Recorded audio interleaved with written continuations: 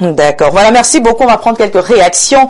Voilà, bonjour. Vous êtes sublime, madame, ce matin. Bien le bonjour, Andrea. J'ai aimé et adoré votre échange en anglais de ce matin. Ça prend le professionnel. J'ai pas voulu que ça s'arrête. Continuez, mesdames. Vestime monde, quand on vit ce genre de beaux moments, bravo à toi et à Jeanne. Vous nous faites honneur, Emmanuel, depuis PK12. C'est un programme francophone. Voilà. Pour leur dire ça. Bonjour à Viviane Andrea. Bonjour à tout le panel d'Espace Miné. C'est une émission que j'aime beaucoup de par les thèmes proposés, mais j'avoue, depuis l'arrivée de Viviane Andrea, j'ai perdu le sommeil. Quelle beauté, quelle élégance. Il faut dormir, c'est bien pour la santé. Merci pour. C'est Evelyne Augustin. Voilà, Augustin depuis Evelyne. Bon, c'est pas ce qu'on m'a demandé. Alors, on va chercher des messages qui ont lien avec la dénonciation. Bonjour le panel, à mon humble avis. Le thème de vendredi, non, voilà. Pourquoi est mal choisi? Alors, bonjour le panel. Monsieur Niemek, c'est passé, on ne parle plus de d'autres, monsieur. On va chercher d'autres messages. Voilà. Alors, bon week-end à tous et à toutes, ravissantes dames du panel. Prière de dénoncer également les bailleurs qui mettent les totems dans leur maison. Bonjour à vous, je vis dans une chambre moderne, seule à Fougerolles, lieu dit derrière boutique. Je reçois la facture à hauteur de 5 000 francs. Parfois, la facture globale vient 6 000 francs pour 10 chambres. Même la laverie automobile ne paye pas ainsi. Comment faire, s'il vous plaît? Notre compteur d'eau est chez le bailleur. Celui-ci refuse que chaque locataire ait son propre compteur Kamwata. Pour la lumière, chacun a son propre compteur prépayé. C'est là-bas qu'il se sucre, on va dire comment. Comme vous avez eu les compteurs prépayés, qui vous attendent au niveau de l'eau. De l'eau, on récompense. Bonjour sur le plateau, cette histoire d'électricité me rappelle celle vécue. Nous étions dans une cité étudiante, on payait l'énergie 2 000 francs par personne et le bon monsieur, dès qu'il était 6 heures, venait arrêter le disjoncteur et s'asseyait là toute la journée et remettait la lumière à 18 heures puis rentrait chez lui pour consommer nos 2 000. Dès qu'il remettait la lumière, chacun branchait son chauffe-eau pour bouillir le haricot par exemple. Vous voyez qu'il y a aussi des locataires qui dérangent. Bonjour à vous sur le plateau, madame Zita Blériot, qu'il est mon modèle. S'il laisse Info TV, je vends ma télévision. Sadio depuis Kailé. Il ne compte pas laisser Info TV. Bonjour à vous sur le plateau. La robe de la présentatrice est turquoise. C'est un ensemble. Merci. La dénonciation de monsieur Niemek ce matin est une réalité qui met en mal les locataires au Cameroun aujourd'hui. C'est aussi la faute de l'État qui ne favorise pas aux Camerounais d'avoir facilement une maison. Parce que si chaque Camerounais avait une maison, certaines pratiques allaient diminuer. On a partagé les maisons. Non, dans aucun pays au monde, tout le monde a les maisons. On a une maison. Dans aucun pays au monde. Sinon, les bailleurs vont vivre comment? Le mot bailleur va disparaître. Voilà. Et même si tu as ta maison à Yaoundé, on t'affecte ta doigt là, tu portes ta maison. Voilà. Bonjour, Blériot Niemek dit que le compteur appartient à Eneo, mais il oublie de dire qu'Eneo ne branche pas gratuitement. Mon branchement m'a coûté les yeux de la tête. Ensuite, la présence d'un locataire supplémentaire augmente ta consommation. Il va payer l'entretien. Et qui va payer l'entretien du compteur? Si le locataire m'aide à rentrer dans mes frais de branchement et d'abonnement, où est le problème? C'est Jocelyne depuis Ngaoundéré. Ouais, Bonjour madame, très belle ce matin, très belle émission, merci. J'ai déjà fait 1 an dans une chambre moderne, 12 chambres, cuisine de 25 000 francs. J'ai mon compteur divisionnaire devant ma porte comme chaque locataire du camp.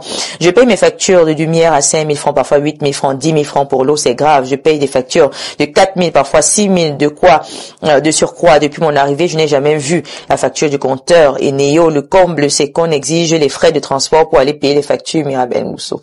Mais est-ce qu'on parle à pied? On parle à des taxis. À chaque locataire. Énonciation du jour, Pierre Blériot. Niemek, you have the floor. Ok. Vous dites souvent, thank you for giving me the floor. Exactly. Ok. Je dénonce une pratique des bailleurs véreux. Il y a des bailleurs qui organisent le paiement des frais d'électricité et d'eau chez eux en faisant des surfacturations incompréhensibles. C'est-à-dire que ils vous font payer le kilowatt à 150 francs, c'est-à-dire qu'ils ont des locataires, et ils décident que vous payez auprès d'eux, et vous allez payer le kilowatt à 150 francs. La première chose qu'il faut dire, c'est que le bailleur n'est pas le propriétaire du compteur. Et il est souhaitable dans un bon contrat de location que chaque locataire dispose de son contrat avec Eneo et avec Kamwata. Mais lorsqu'on est amené à partager un compteur, il faut bien qu'on respecte les normes. Le prix de la consommation sociale, qui va de 0 à 110 francs, est de 50 francs le kilowatt. De 111 francs à 220 francs, c'est de 79 francs, et ainsi de suite. Donc c'est sur cette base-là que les bailleurs devraient répartir les factures d'électricité. Le but étant de payer l'électricité consommée par chaque locataire et non d'enrichir le bailleur. Les frais d'électricité et d'eau sont devenus une autre forme de bail à payer. C'est-à-dire que quand le bailleur a fini de récolter ses frais, ils sont 3-4 fois au-dessus de la facture qui a été donnée par Eneo. C'est une arnaque. Et il faut la dénoncer. Beaucoup de locataires en souffrent. D'ailleurs, il y a des bailleurs qui donnent des factures à vue. Ils te regardent, ils disent que toi, là, tu t'habilles trop bien. Ta facture d'électricité de ce mois, c'est 22 000. Ah bon? Oui. Toi, il y a 2 personnes qui sont arrivées chez toi durant le mois. Ta facture a... Et ils ne présentent jamais la facture de Néo elle-même. Ils ne tiennent pas compte des compteurs divisionnaires. Quand même vous les avez, quelques bailleurs vont jusqu'à traficoter les compteurs divisionnaires des locataires. C'est-à-dire que lui fait des branchements. S'il voit que Jeanne Vondo, comme elle a la voiture, là, elle va payer. On branche d'autres appareils sur le compteur divisionnaire de Jeanne Vondo. Mais au finish, les locataires qui devraient gérer leurs factures d'électricité et d'eau ne voient même pas celle-ci. Et les bailleurs vont jusqu'à dire que si tu veux savoir, c'est que tu vas entrer dans son intimité. Donc la facture de Néo, sont intimes. C'est que tu cherches les ennuis. Voilà. Donc, nous dénonçons ces bailleurs véreux ce matin. D'accord, nous dénonçons donc ces bailleurs véreux ce matin qui ne respectent pas, on va dire, les procédures normales. Et c'est une réalité parce que beaucoup, se contentent de recevoir des factures écrites à la main, n'est-ce pas, soit par le concierge, soit par le gérant du camp ou de l'immeuble où vous vivez. Et vous êtes obligé de payer de toutes les façons, vous n'avez aucune base, vous ne savez pas comment on a compté. Je pense que c'est quelque chose qu'on devrait quand même dénoncer ce matin. Beaucoup aussi, n'est-ce pas, comme Blériot l'a si bien dit, se voient attribuer des factures à cause du nombre de personnes qu'il y a dans la maison. On se dit, vous avez beaucoup d'habits, vous avez beaucoup d'assiettes, vous avez, c'est-à-dire, voilà les bases. C'est vrai qu'il y a quand même également des locataires également bandits, n'est-ce pas, ça veut dire, vous arrivez, vous trouvez que tout est bien organisé, vous trafiquez pour vous. Mais ce matin, on dénonce d'abord les bailleurs véreux. Les bailleurs véreux. On viendra sur les locataires véreux à leur tour. Donc voilà, on va prendre les différentes réactions sur le plateau. Vous, Astrid de Bissa, qu'est-ce qu'il faut donc faire? Parce que quand on choisit une maison, on s'adapte quand même à ce qu'on trouve. Il y a des bailleurs qui n'ont pas eu le temps peut-être de pouvoir aller jusqu'au bout, permettre à ce que tous les locataires aient un compteur et du coup ils vous laissent le libre choix, soit de fonctionner comme ce que vous allez trouver dans le camp, ça veut dire il y a peut-être un compteur principal où à la fin on fait les calculs, on fait les totaux là et puis on essaye d'attribuer à chacun une somme, ou alors vous décidez d'aller vous-même vers Kamwata et d'essayer d'entrer en possession d'un compteur. Non, je voudrais dire quelque chose à la base. Oui. Lorsqu'on entre dans une maison, oui, il y a un contrat. Le contrat, c'est quoi? C'est un accord que vous passez entre votre nouveau locataire. C'est entre vous. Que ce soit un contrat de bail commercial ou un contrat de bail à usage individuel, à usage familial, si je peux dire ça comme ça. Et dans ce contrat, on mentionne tout, même oui, comment... mais le contrat, à la base, il faut s'accorder. Je vais aller terre à terre. Même au niveau de l'eau, oui, terre à terre, pour que tout le monde puisse nous comprendre. Je dis tout. Il faut s'accorder à la base. Sur le plan juridique, il n'est pas possible c'est-à-dire qu'un futur client ou un potentiel locataire, futur locataire, entre dans une maison sans avoir fixé les bases avec son bailleur. Alors, je vais aller de manière plus simple. Lorsque vous arrivez, vous avez besoin, vous voyez la maison, et puis on n'achète pas, comme on dit souvent, on n'achète pas un produit qui n'est pas, dont tu n'as pas regardé. On peut pas acheter une maison, tu peux pas acheter un pain, on te dit non, on va acheter ceci, ou fais-toi acheter un produit qui n'a pas été exposé. Donc, lorsque vous entrez, lorsque vous allez vers le bailleur, vous signez, il vaut mieux avoir la preuve écrite. Les paroles s'envolent, les écrits restent. Et ces bailleurs qui sont véreux se basent donc, se focalisent donc sur le fait que vous n'ayez discuté que verbalement. Il peut y avoir, il n'a pas la conscience. Il n'a pas, parce qu'il y a une conscience individuelle qui te fait savoir que non, ce que tu as fait n'est pas bien. Donc, sur le bout de papier, en matière de facture, en matière de quittance, si il n'y a pas de compteur individuel, naturellement, c'est lui qui est propriétaire. Bon, quand tu entres, tu trouves qu'il a installé le compteur d'eau et le compteur d'électricité. Alors, pour ceux qui n'ont pas de compteur prépayé, par exemple, ceux qui n'ont pas de compteur prépayé et qui sont dans un camp, il y a un compteur principal qui est là. Et puis, il y a des compteurs individuels. Lorsque la facture arrive de manière correcte, vaudrait mieux que le bailleur apporte la facture. Vous voyez? Oui, la facture, puisque c'est une facture commune. Et il apporte cette facture à tous les locataires. Il apporte. Oui. Il apporte. Lorsqu'il y a un cas de souci, en fait, comme dans ces cas-là, des cas des bailleurs véreux, dans ces cas, le bailleur apporte la facture. Avant de faire une répartition des charges, chaque maison a son compteur individuel. On va donc regarder sur le compteur individuel ce que tu as consommé. On ne peut pas établir ou évaluer un montant juste sur le fait que vous êtes bien habillé, vous mangez ceci, on va dans les poubelles, il y en a qui le font. On va voir ce que vous avez mangé, on va les déchets de poissons et tout ce que tu... Non. Des dindes. Non. On ne peut pas évaluer, on ne peut pas être objectif sur ce plan. Parce que ce sont les finances de la personne, même s'il est milliardaire.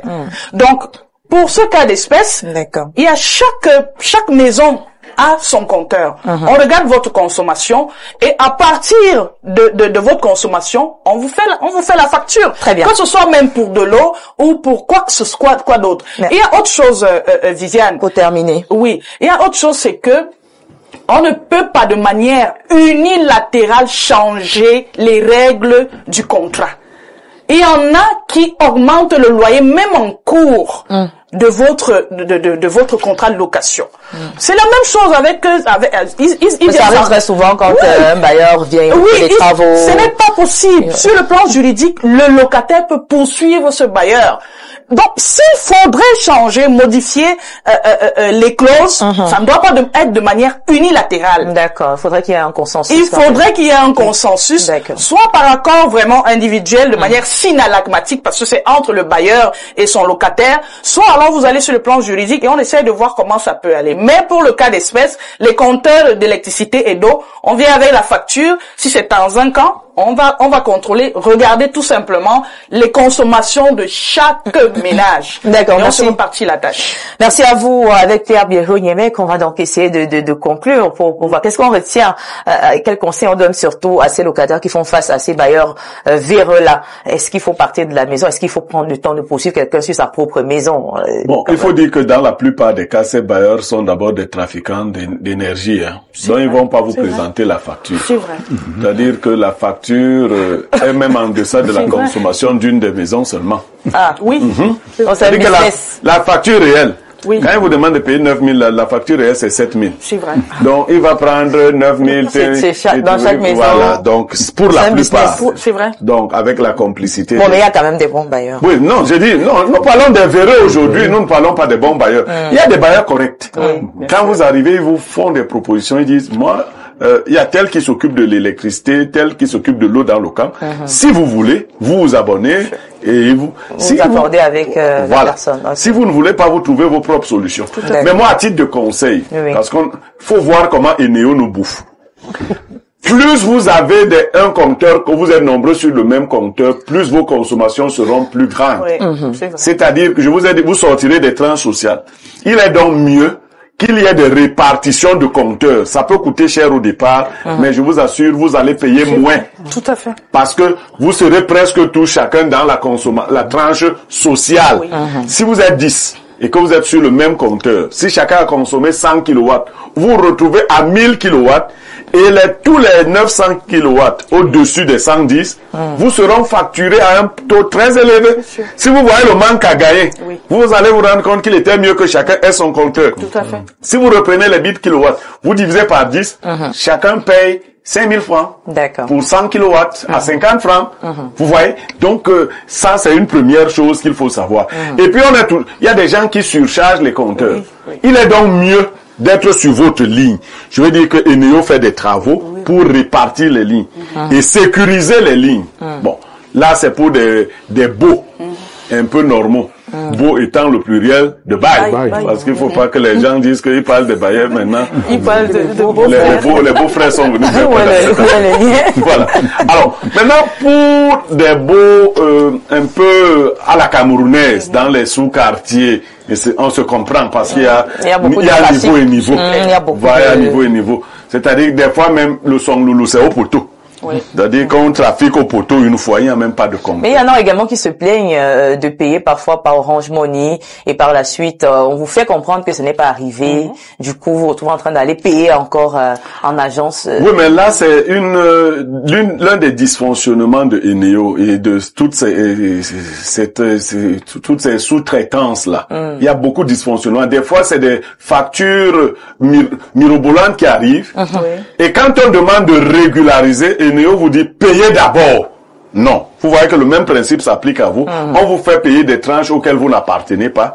Mais comme vous avez peur qu'on coupe, il y a l'harcèle pour ce genre de conflit. Un autre problème également, parce que c'est un secteur qui a vraiment beaucoup de problèmes. Il y a ces personnes qui, ces agents qu'on envoie très souvent dans les maisons pour venir regarder effectivement la pension relevée. Quand vous arrivez dans un camp où en journée il y a personne, les gens sont allés au travail, c'est fermé. Et puis ils inventent, ils décident qu'ok, peut-être si le mois passé elle était dans telle somme, peut-être ce mois. Et puis ils créent puisqu'ils vont pas rentrer sans avoir véritablement un chiffre et du coup parfois ça peut créer également des problèmes. Non, c'est un dysfonctionnement. Eneo devrait communiquer, ils ont les numéros de téléphone des gens. Ils devraient communiquer leur passage et les propriétaires des domiciles devraient rendre disponibles les compteurs pour qu'on puisse faire ce travail. Ils ont déjà les Maintenant, vous avez seulement vu ceux qui imaginent. Il y en a qui prennent le risque d'escalader les barrières. Ah bon? Oui, bien sûr. Oh non. Mais le chien a presque mangé un type de lion. On a vu une vidéo sur les réseaux sociaux. Le gars, je ne sais pas à quel point il était zélé. Vous ne trouvez pas les propriétaires. Il estime que si la maison est fermée, lui peut escalader. Oh non. Bon, maintenant il y a une troisième catégorie. Il y a de faux agents Eneo, faudrait que vous le sachiez. Il y a des gars qui, soit ayant travaillé à Eneo ou soit ayant simplement observé, ont décidé de se mettre en habit d'Eneo et de marcher dans les quartiers où Eneo se fait rare souvent. Ils deviennent donc le vrai Eneo. Ils ont une fiche. Vous n'allez jamais lire sur leur fiche. Et ils ont inventé là des gens qui ont des fraudes et autres. Ils viennent arnaquer. Et comme nous tous, nous vivons dans une société sclérosée. Dès qu'on dit que ton nom est sorti là, tu veux négocier. Directement. Oui, je sors par là. On veut toujours négocier. Vous savez que maintenant, même là, comment on appelle la prévention routière. Est-ce que vous savez que sur certains axes, il y a des faux gars de prévention routière qui vont maintenant se placer? Je vais dénoncer ça un autre jour. Il se tenait en route, il fait comme ça. Et puis, tu gares, comme les Camerounais aiment négocier, tu reviens négocier. Quand tu continues, tu ne trouves personne. Oh, c'est vrai. Et vous comprenez que c'était une arnaque. Il faut qu'on essaie de civiliser les uns et les autres. Il y a nos numéros auprès de Neo. D'accord. Il faut envoyer des messages aux gens sur la période pendant laquelle les relèves de compteurs se font. Tout à fait.